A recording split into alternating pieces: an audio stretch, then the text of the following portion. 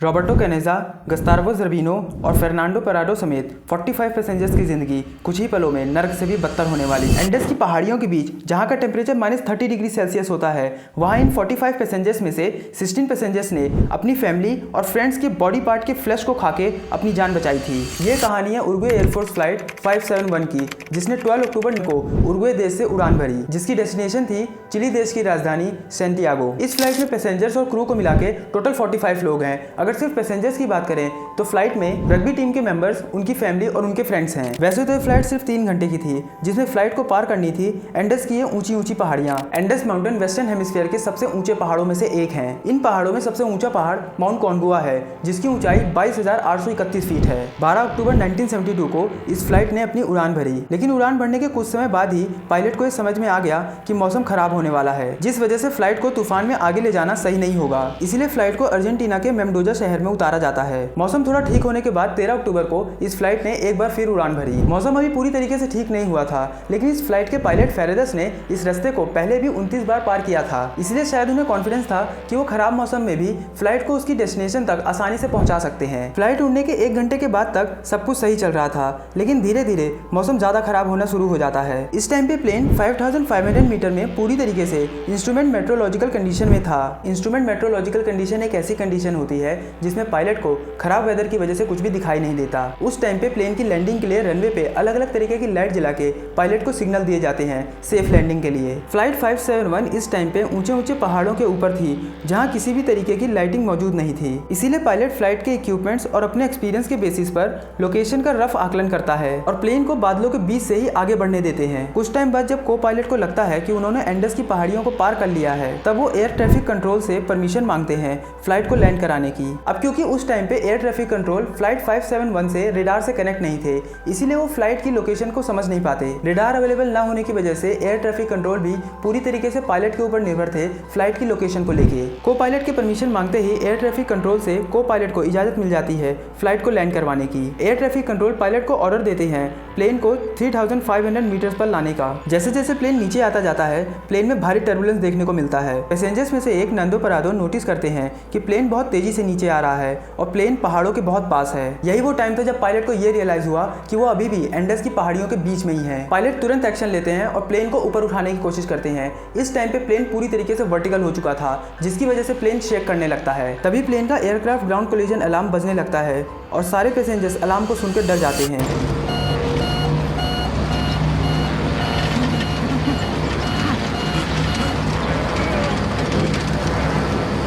Plane को full power से ऊपर उठाते हैं, लेकिन तब तक बहुत देर हो चुकी थी। प्लेन के पीछे का हिस्सा जाके सीधा पहाड़ से टकराता है।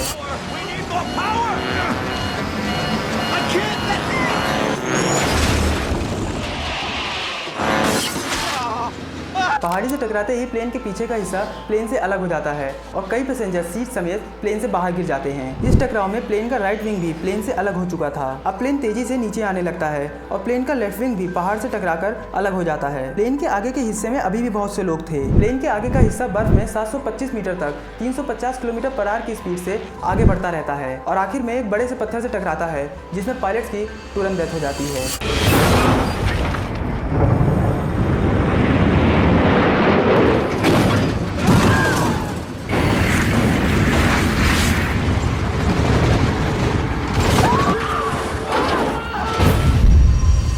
इस प्लेन ने टोटल 45 पैसेंजर्स के साथ अपना सफर शुरू किया था, लेकिन इतने बड़े हादसे के बाद भी अभी भी इस प्लेन में 33 लोग जिंदा हैं।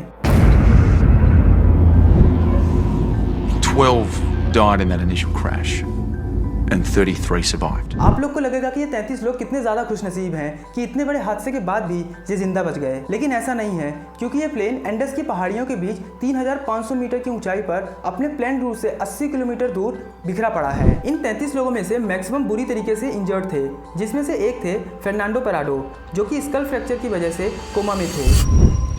I hit something with my head and I passed out. I was in a coma for a few days after the plane crash. बाहरी दुनिया को बिल्कुल भी अंदाजा नहीं था कि फ्लाइट 571 के साथ हुआ क्या है और इस टाइम पे वो कहाँ है। एयर ट्रैफिक कंट्रोल से कनेक्शन तो पहले ही टूट चुका था और प्लेन के गायब होते ही इन्फॉर्म किया जाता है चिलियन एयर सर्च और रेस्क्यू सर्विस को। इन्फॉर्मेशन मिलते ही 4 हेलीकॉप्टर सर्वाइवर्स की तलाश में भेजे जाते हैं। रेस्क्यू टीम के लिए तुरंत एक्शन लेना इसलिए भी जरूरी था क्योंकि कुछ देर बाद रात होने वाली थी और रात में इस जगह का टेम्परेचर -30 डिग्री सेल्सियस होता है। रेस्क्यू टीम जानती थी कि अगर जल्दी से सर्वाइवर्स को ढूंढा नहीं गया तो शायद ठंड की वजह से कोई जिंदा नहीं बचेगा। और ये बात धीरे धीरे सच होती भी दिखाई दे रही थी क्योंकि 33 में से 5 लोग पहली रात को ही सर्वाइव नहीं कर पाए थे और अब 33 में से सिर्फ 28 लोग ही जिंदा बचे थे। इधर सर्वाइवर्स का भी ये मानना था कि अगर 13 अक्टूबर की रात को सर्वाइव कर लें तो 14 अक्टूबर को उन्हें कोई ना कोई तो रेस्क्यू कर ही लेगा। रात काटने के लिए सर्वाइवर्स टूटे हुए प्लेन को ही अपना शेल्टर बनाते हैं और चिपक के रात काटने की कोशिश करते हैं। 14 अक्टूबर को रेस्क्यू ऑपरेशन और तेजी से लॉन्च किया जाता है। इस बार 11 हेलीकॉप्टर्स सर्वाइवर्स को ढूंढने के लिए उड़ान भरते हैं, लेकिन सर्वाइवर्स को ढूंढना बहुत मुश्किल था क्योंकि प्लेन की बॉडी पूरी तरीके से व्हाइट कलर की थी और वो पूरा का पूरा पहाड़ व्हाइट बर्फ से ढका हुआ था। उस दिन रेस्क्यू टीम के 3 हेलीकॉप्टर्स सर्वाइवर्स के ऊपर से निकले, लेकिन वो सर्वाइवर्स को देख नहीं पाए। And that day, two planes passed over us. Didn't say it. Didn't. Survivors rescue team का ध्यान अपनी तरफ खींचने के लिए प्लेन में लिपस्टिक से SOS लिखने की कोशिश करते हैं, लेकिन SOS लिखना शुरू करते ही उन्हें समझ में आता है कि उनके पास इतनी लिपस्टिक ही नहीं है कि वो SOS को पूरा लिख पाएं। फिर सर्वाइवर्स अपने बैग और लगेज से बर्फ में क्रॉस का निशान बनाते हैं कि शायद उन्हें कोई देख ले, लेकिन ये भी बिल्कुल काम नहीं आता। सर्वाइवर्स धीरे धीरे समझ जाते हैं कि जितना ज्यादा टाइम रेस्क्यू टीम को इन्हें ढूंढने में लगेगा उतनी ज्यादा सप्लाईज इन्हें चाहिए होंगी सर्वाइव करने के लिए। इन सर्वाइवर्स में से एक ने बर्फ पिघला के पानी बनाने का तरीका तो ढूंढ लिया था, लेकिन अभी भी इनके पास खाने के लिए कुछ खास नहीं था। इनके पास 8 chocolate bar, 3 small jar of jam, कुछ डेट्स, कुछ कैंडी, कुछ वाइन की बॉटल्स और कुछ चीज थी। क्रैश के 3 दिन बाद 16 अक्टूबर को फर्नांडो पराडो कोमा से बाहर आ जाते हैं। कोमा से बाहर आते ही उन्हें पता लगता है कि इस क्रैश में उनकी माँ का देहांत हो गया है और उनकी 19 साल की बहन बहुत ज्यादा इंजर्ड है। What is your next memory after the crash? My next memory after the crash is starting to wake up, slowly coming back from that coma, and I realized that there were faces close to me, and there were my friends. Nando, we crashed. Nando, can you hear me? We crashed. We crashed. I asked about my family, and they were very blunt to me, very tenderly blunt. You know, Nando, your mother is dead. Panchito is dead. You know, and I said, where is Susie? And she said, she's badly injured, and she's lying on the floor. I stayed with her. Stayed with her for a few hours until she died. Crash के 8 दिन के बाद rescue team ये मान लेती है कि crash के बाद अगर कोई जिंदा बचा भी होगा तो वो इस ठंड की वजह से अब तक दम तोड़ चुका होगा। जैसे जैसे ठंड बढ़ती जा रही थी वैसे वैसे रेस्क्यू हेलीकॉप्टर्स को पहाड़ियों में उड़ान भरने में दिक्कत होने लगी थी और आखिर में ये डिसीजन लिया जाता है कि 2 महीनों के लिए इस रेस्क्यू ऑपरेशन को बंद कर दिया जाएगा। रेस्क्यू ऑपरेशन बंद करने की न्यूज सर्वाइवर्स एक रेडियो में सुन पा रहे थे। ये रेडियो सर्वाइवर्स को प्लेन के मलबे में ही मिला था। While listening to it, they heard the search had been called off. So it was a very strange sensation, feeling that their world is alive and they consider you dead. अब ये कितनी दिल दहलाने वाली बात है कि सर्वाइवर्स रेडियो में news सुन रहे हैं जिस न्यूज में उन सर्वाइवर्स को मृत घोषित कर दिया गया है। आप सोच कर देखिए, सर्वाइवर्स इंजर्ड हैं, उनके पास ठंड से बचने के लिए कुछ नहीं है, खाने को खाना नहीं है, पीने को पानी नहीं है, जो उनकी बची हुई उम्मीद थी वो भी पूरी तरीके से खत्म हो चुकी है। ये न्यूज सर्वाइवर्स के लिए किसी ट्रॉमा से कम नहीं थी। इन सर्वाइवर्स के पास खाने पीने की इतनी ज्यादा कमी थी कि उन्होंने एक टाइम पे प्लेन सीट्स के कॉटन और सीट कवर्स के लेदर को खाने की कोशिश की, जिसकी वजह से इनकी तबीयत में भी गलत असर पड़ा। इसके बाद ये सर्वाइवर्स एक ऐसा डिसीजन लेते हैं जिसको सोच के भी डर सा लगता है। ये डिसीजन लेते हैं कैनिबलिज्म करने का, मतलब अपनी ही फैमिली, फ्रेंड और रिलेटिव्स के बॉडी पार्ट्स को खाने का। I say to Nando, Nando, nothing is left in the little the chocolates. And Nando told me, Carlitos, I'm going to eat the pilot.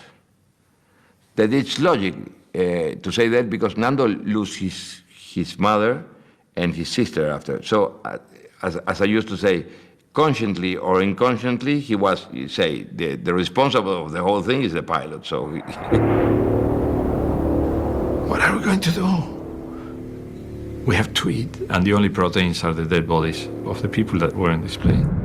कुछ लोगों ने ह्यूमन फ्लैश को खाने की कोशिश की और कुछ ऐसा नहीं कर पाए, और धीरे धीरे जैसे जैसे समय आगे बढ़ा, भूख से परेशान सभी लोगों ने थोड़ा थोड़ा ह्यूमन फ्लैश खाना शुरू कर दिया। लेकिन इतना सब होने के बाद भी अभी भी प्रकृति इनकी परीक्षा ले रही थी। और एक रात जब ये सब एक साथ प्लेन में सो रहे थे, तब अचानक से एक बड़ा सा एवलांच इनके प्लेन को हिट करता है। ये एवलांच इतना तेज था कि सर्वाइवर्स को संभलने का भी मौका नहीं मिला, और बर्फ में दबने की वजह से 8 और लोगों की मृत्यु हो जाती है।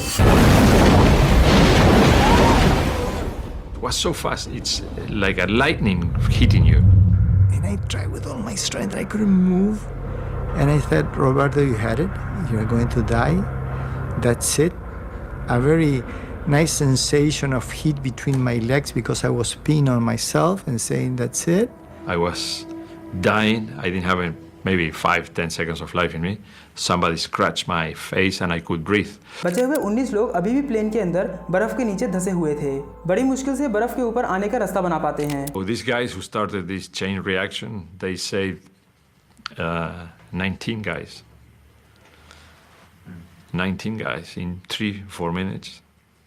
बर्फ के ऊपर आते ही सारे सर्वाइवर समझ जाते हैं कि क्रैश साइड में बैठ करके मदद का इंतजार करना बेवकूफ़ी होगी। इसीलिए रॉबर्टो कैनेसा और फर्नांडो पराडो को पहाड़ी से बाहर भेजने का डिसीजन लिया जाता है। इन दोनों के साथ साथ विजिंगटन को भी थोड़ा सा खाना और थोड़ा सा पानी दिया जाता है, और ये तीनों पहाड़ पार करने का सफर शुरू कर देते हैं। 15 नवंबर को आगे बढ़ते बढ़ते उन्हें प्लेन का टूटा हुआ दूसरा हिस्सा दिखाई देता है। इस मलबे में उन्हें खाने के लिए बहुत कुछ मिलता है, और साथ साथ में उन्हें एक बैटरी भी मिलती है। बैटरी को देख करके वो सोचते हैं क्यों ना बैटरी की मदद से प्लेन के कम्युनिकेशन डिवाइस को चलाने की कोशिश की जाए, लेकिन बैटरी बहुत ज़्यादा भारी थी, इसीलिए बैटरी को प्लेन के पहले वाले हिस्से तक ले जाना बहुत ज़्यादा मुश्किल था। फिर ये तीनों कुछ दिन वहीं बिताते हैं। इधर एक और एवलांच प्लेन को हिट करता है, जिसमें 3 सर्वाइवर्स की मृत्यु हो जाती है, और अब सर्वाइवर्स की संख्या घटकर 16 हो जाती है। दूसरी तरफ कैनेसा, पराडो और विजिंगटन अपने सफर को एक बार फिर शुरू करते हैं। इनका मानना था कि अगर ये वेस्ट की तरफ चलते रहेंगे तो इन्हें मदद जल्दी मिलेगी। इनका मानना था कि वेस्ट की तरफ जाने के लिए इन्हें पहले बिना सेफ्टी गियर के और बिना स्नो शू के पहाड़ में चढ़ना पड़ेगा, और फिर पहाड़ से नीचे उतरने के बाद इन्हें मदद तो मिल ही जाएगी। इन तीनों ने एक स्लीपिंग बैग बनाया हुआ था, जिसमें ये तीनों एक साथ चिपक के खुले आसमान के नीचे सोने में मजबूर थे। अगले 4 दिन तक ये तीनों वेस्ट की तरफ आगे बढ़ते रहते हैं, और आखिर में ये पहाड़ की चोटी में पहुंच जाते हैं। पहाड़ की चोटी में पहुंचने के बाद इन्हें रियलाइज होता है कि इनकी प्रेडिक्शन कितनी ज़्यादा गलत थी। पहाड़ की चोटी में खड़े होकर के ये देखते हैं कि पहाड़ आगे ख़त्म ही नहीं होते। ये पूरा का पूरा इलाका पहाड़ से ही भरा हुआ था। इस पूरे इलाके में पहाड़ ही पहाड़ थे। अपनी प्रेडिक्शन को गलत होता देख ये तुरंत डिसीजन लेते हैं कि अब आगे सिर्फ 2 लोग ही जाएंगे, क्योंकि इनके पास खाने की सप्लाई बहुत कम थी। इन तीनों में से विजिंगटन को वापस भेज दिया जाता है। पराडो और कैनेसा आगे बढ़ने का डिसीजन लेते हैं। पराडो और कैनेसा आगे बढ़ते रहते हैं। कुछ दिन आगे बढ़ने के बाद इन्हें पानी का सोर्स एक छोटी सी नदी दिखाई देती है। ऐसे टाइम पे नदी का मिलना इनके लिए बहुत बड़ी बात थी, क्योंकि नदी के साइड में ह्यूमन प्रेजेंस के मिलने की संभावना बहुत ज़्यादा होती है, और वो नदी के किनारे किनारे आगे बढ़ते रहते हैं। 61 किलोमीटर की ट्रैकिंग करने के बाद 20 दिसंबर को नदी की दूसरी तरफ उन्हें पहली बार 3 लोग दिखाई देते हैं। वो शोर मचाते हैं, लेकिन नदी के आवाज़ की वजह से उन लोगों की आवाज़ उन तक नहीं पहुंच पा रही थी, और ये दोनों अभी तक बहुत ज़्यादा कमज़ोर हो चुके थे। और तभी उन तीनों में से एक आदमी उनकी तरफ देख लेता है, लेकिन वो अजनबी आदमी इन दोनों को टुमारो बोल के चला जाता है। मंजिल के इतनी पास पहुँचने के बाद, इतनी कोशिश करने के बाद भी इन्हें कुछ हासिल नहीं होता, और उस दिन भी इन्हें कोई मदद नहीं मिलती। लेकिन इतने दिनों में कैनेसा और पराडो की किस्मत उनका साथ देती है, और अगले दिन वो विलेजर्स वहाँ वापस आते हैं। जब ये विलेजर्स इन दोनों को वहीं पे दोबारा देखते हैं, तब वो एक पत्थर में पेन और पेपर बांध के उनके पास फेंकता है। नांडो पराडो ने उस पेपर में प्लेन क्रैश से रिलेटेड सब कुछ लिख दिया था। साथ साथ में उसने ये भी लिखा कि उन्हीं की तरह और भी लोग जिंदा बचे हैं, और वो भी बहुत ज्यादा कमजोर हैं और बहुत ज्यादा भूखे हैं। उन विलेजर्स में से एक थे सर्जियो कैटेलान, जो नांडो पराडो की बातों को पढ़ते हैं तो उन्हें तुरंत याद आता है कि 2 महीने पहले उन्होंने न्यूज में एक प्लेन क्रैश की खबर सुनी थी। ये पढ़कर वो सोच में पड़ जाते हैं कि -30 डिग्री टेम्परेचर की ठंड में ये लोग 2 महीने से जिंदा कैसे हैं। फिर सर्जियो कैटेलान इनकी तरफ ब्रेड के टुकड़े फेंकते हैं और इनको इशारों में समझाते हैं कि मैं मदद लेकर आऊंगा। The last year I told the shepherd, Sergio, I will never forget the 2 pieces of bread that you gave Nando. And he said, 2, I gave him 4 pieces of bread. बताया जाता है कि सर्जियो कैटेलान को लोकल पुलिस तक घोड़े से पहुंचने में 10 घंटे का समय लग गया था। अब आप सोचिए ये लोग अभी भी इंसानों की बस्ती से कितने दूर थे। दूसरे विलेजर्स कैनेसा और पराडो को घोड़े में बैठा के धीरे धीरे पहाड़ी से नीचे लाने लगते हैं। सर्जियो कैटेलान के इन्फॉर्मेशन देने के बाद इस इन्फॉर्मेशन को आर्मी कमांड को ट्रांसफर किया जाता है। इन्फॉर्मेशन मिलते ही चिली एयरफोर्स एक और रेस्क्यू ऑपरेशन लॉन्च करती है। इस बार ये रेस्क्यू ऑपरेशन कैनेसा और पराडो की दी गई क्रैश साइट की लोकेशन में किया जाता है। पराडो अपने साथ पायलट का फ्लाइट चार्ट लेकर के आए थे, जिससे वो ये कैलकुलेट कर पा रहे थे कि वो कहाँ हैं और कहाँ जा रहे हैं। और आखिरकार क्रैश के 70 दिन बाद 22 दिसंबर 1972 को क्रैश साइट में कैनेसा और परेडो 2 आर्मी हेलीकॉप्टर्स के साथ पहुंचते हैं। इस हादसे में 16 सर्वाइवर्स को रेस्क्यू किया जाता है, जिसमें मैक्सिमम सर्वाइवर्स बिल्कुल मरने की कगार में थे, लेकिन हॉस्पिटल पहुंचने के बाद ये सब ठीक हो जाते हैं। ऐसे हादसों को देख करके समझ में आता है कि लाइफ कितनी इम्प्रिडिक्टेबल है। लाइफ में कुछ भी कभी भी कहीं भी हो सकता है। अगर फर्क पड़ता है तो सिर्फ हमारे डिसीजन से। क्या हम कोई डिसीजन लेकर के उस सिचुएशन से बाहर निकलना चाहते हैं या उस सिचुएशन को अपने ऊपर हावी होने देते हैं। अगर आपको इस रियल लाइफ स्टोरी से कुछ सीखने को मिला हो तो प्लीज़ वीडियो को लाइक करें और सब्सक्राइब करें पिक्चर जर्नी को। अब हम मिलेंगे अगले एपिसोड में, तब तक के लिए नमस्कार।